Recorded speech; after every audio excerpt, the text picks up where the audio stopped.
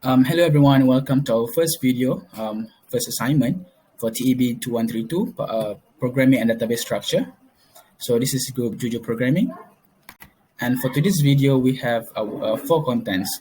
The first one is walkthrough for question 1, the second one is walkthrough for question 2, and the third one is walkthrough for question 3, and the fourth one is walkthrough for question 4. So in total, we have 4 questions that we have to go over, and in this video, we would go one by one for each question and explain and synthesize the question and also present our flowchart and our program. So for the first question, we have to create a simple calculator. And in this question, it simply asks the user to create a calculator whereby it could perform arithmetic operations such as addition, subtraction, multiplication, and division. And in this particular question, the first task that you have to do is to make sure that is to declare an operation which is limited to addition and subtraction. And once you declare that, it would add the two first variables. And once you have added the variables or subtracted the variables, it would prompt the user to execute to run these arithmetic operations, which is not limited to addition and subtraction anymore. So like any other programming assignment or programming questions, the thing that you have to do is to have a flowchart. And the first thing is to identify what we need. So in this case, we need 5 variables, which is X, Y, Z, A, and B. And the second thing is to understand what happens in each of these boxes. So a little bit introduction about flowchart. For the rectangular boxes, it represents the input and output of the program. So if the user input a value or a string or a phrase or a word, this is what it will be stored in this rectangular box. And for these parallelogram boxes, it represents the process that this program undertake. So for this particular question, if you declare the value of X, the program will read the value of X and it will be stored inside the program. And for the diamond structure, for the diamond shape, it represents the decision that the program has to decide, has to do. So for example, for this question, if X is less than 10, then it will be no, then it would print A. So this diamond shape represents the decision that the program would have to take when we compile the program.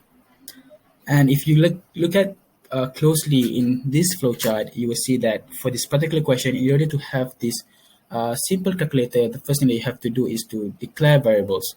And for my program, I've declared 5 variables, depending on, and it is not limited, and you don't have to have 5 variables. It is up to your creativity, and if you can simplify the program, that would be much better. But for my case, I have declared 5 variables, and the first thing I have to do is to enter an even number for X, and if X is more than 10 and less than 30, then it would prompt the user to enter an operation which is limited to plus and minus only, like I have mentioned before. And the next step will be to enter an even number for Y. And if Y has the same condition as X, which is more than 10 and less than 30, it will prompt the user to select an operation. And it would choose these 4 cases below. So the first case is for addition, the second case is for subtraction, and the third case is for multiplication, and the fourth case is for division. And once it is done that, it's going to print the answer, and it's going to prompt the user to repeat the program. If it says yes, then we'll go back to enter an even number for X. If it's not, then it will end the program.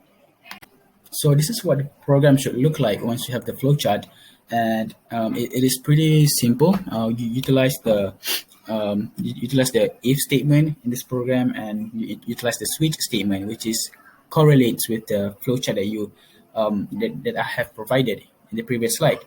And this page should look like this. It would ask the user to enter an even number between 10 and 30, and that will be the first input, and the second input will be to enter a number which is limited between 10 and 30, and then you have to choose an operation, and then once you have that, it's going to print out the result based on what you have chosen for the 4 cases. So let's move on to the second question, shall we? Now for question 2 is much simpler. It is frequency of an integer task. This task is rather easy. All we have to do is to find the frequency of a digit in an integer. For example, if I declare 1, 1, 2, 3, 3, 3, 4, 5, the frequency of 1 will be 2 because there's 2 ones, and the frequency of 3 will be 3 because there are 3 threes. Now for the flowchart, it is basically the same thing as the one that we had for first question, except this has to abide to the second question. So for the second question particularly, what we did was that we declared the variables for number, for x, for y, z, and for sum. And once we have that, the program is going to initialize the I, and it's going to make a decision. If I is less than 10, then it would execute the for statement. And if it's not less than 10, it would end the program. So this is what you have to be attentive in this particular process. And once, if it's yes, then it will execute the for statement, which is if you have to set I equal to 0 or I equal to 1. It is up to you.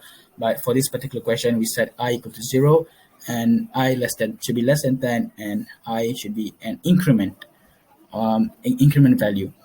So if x is less than 0, it would execute y equal x module 10, and it would do all of this process, and it would go back to that end statement, end program. So it would end the program once we have done each and every steps in this flowchart. So for this question, you can see it is more of a cycle, really.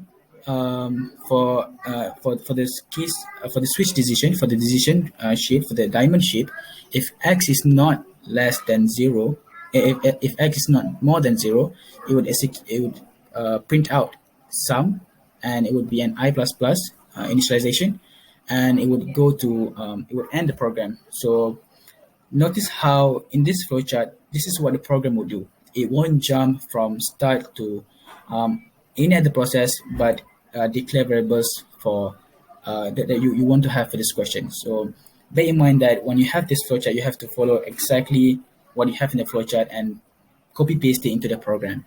And for this one, it should look like this. So you have to declare the IO stream first, since we are using C++.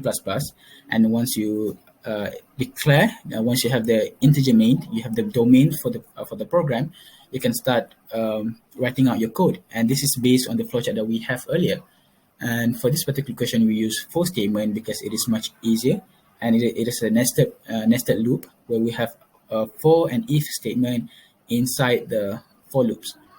And one thing that I want to stress in this code, in this program, is how is the initialization of I. So you have to be careful with that, because we have made a couple mistakes in our program, but this is what you should have for this particular question. And the display of the program should look like the one on the left. So the frequency of a digit of a given integer is this value. It's rather a big value. So then it will print out the frequency of 0, frequency of 1, 2, 3, 4, 5, 6, 7, 8, 9. So this is what we have for the second question. Now moving on. So for the third question is on rate of forestation. So the given assumption is that the area of the forest is 14,000 acres with 2,500 acres left uncut, and reforestation rate of 0.02. So what will be the number of acres forested at the end of each year for 20 years? So what this question asks is that once you have the value for your assumption, the reforestation rate, the amount of acres that you have, and the amount of acres that should be left uncut. Once you have that assumption, then you can proceed with creating the flowchart and then code out the program. Now, for this particular question, for question 3, the flowchart is rather simple.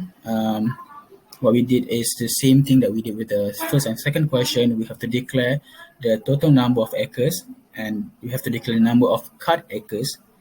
So this is based on your assumption. So if I say that if I set it to 15,000 acres, and that will be the total number of acres that I have, and if I set the cut acres to 1,000, that will be my assumption.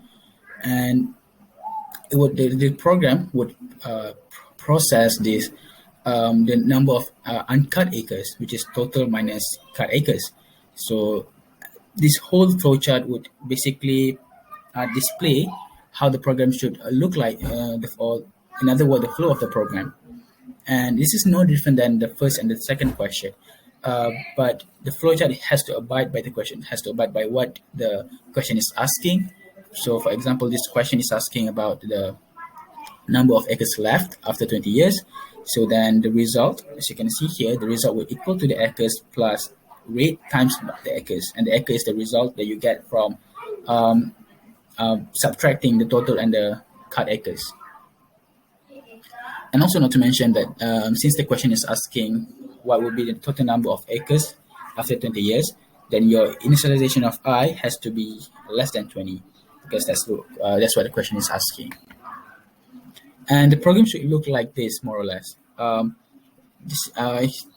Bear in mind that for all these questions, for question 1 through 4, we are implementing for loops, while loops, do while loops, and if statement in the code in our program, because most of this question is a initialization of a variables, initialization of true or false.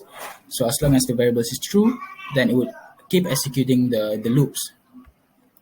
And for this particular question, we use for loops because it's easier, because we have the condition, which is I should be more than 0 and less than 20. So as long as I increment is less than 20, it would keep executing the program inside the for loops. And as you can see here, this is the display of the program. You would have year 1, year 2, year 3, until year 20. And this is what you have for the total number of acres for each year until year 20. So moving on to the last question.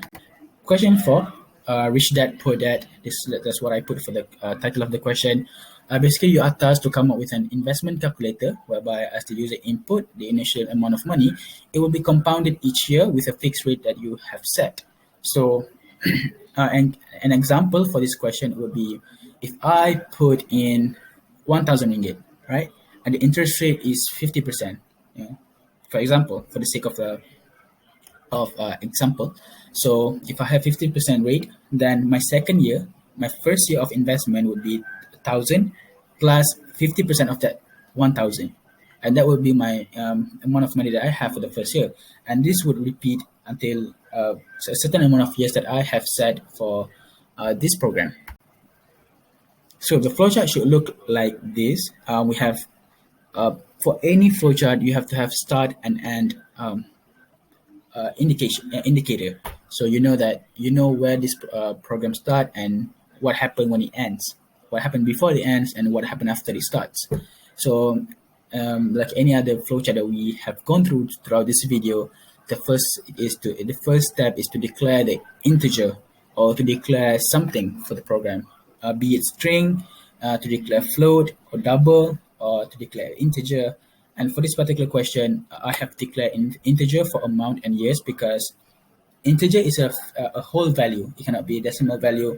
It will not accept decimal value. It will only print out whole values.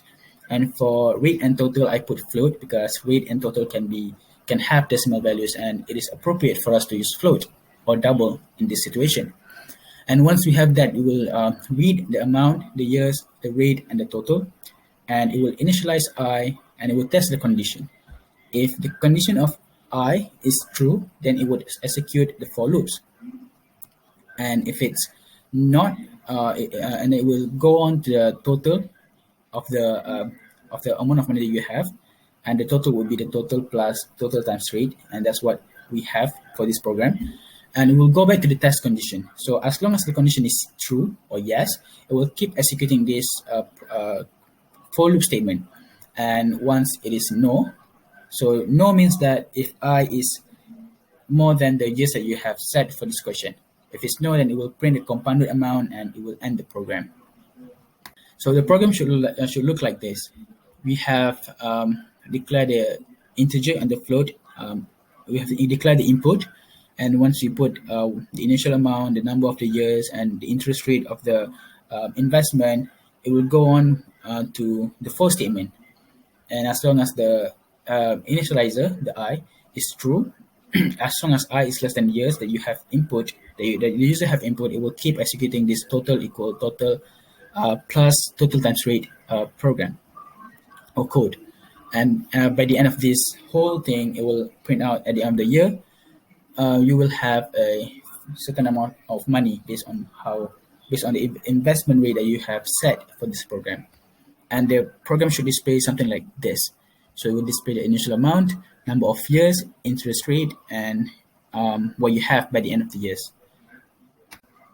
So I think this is what we have for our first assignment. To sum up, uh, for the for first question, second question, third and fourth question, we have been utilizing a for loop statement, for loop, while loop, if statement, and this is the this structures is under control structures, whereby we set the condition for the program, and as long as the condition is true, it will keep executing the program. And this is very useful for questions like this, because we have to reiterate the statement over and over, and it would be a waste of time if you do it one by one. Although it is readable, but it will be messy and you are prone to making errors. So I hope that you get a thing or two from this video. Thank you for watching and have a great day ahead. Thank you.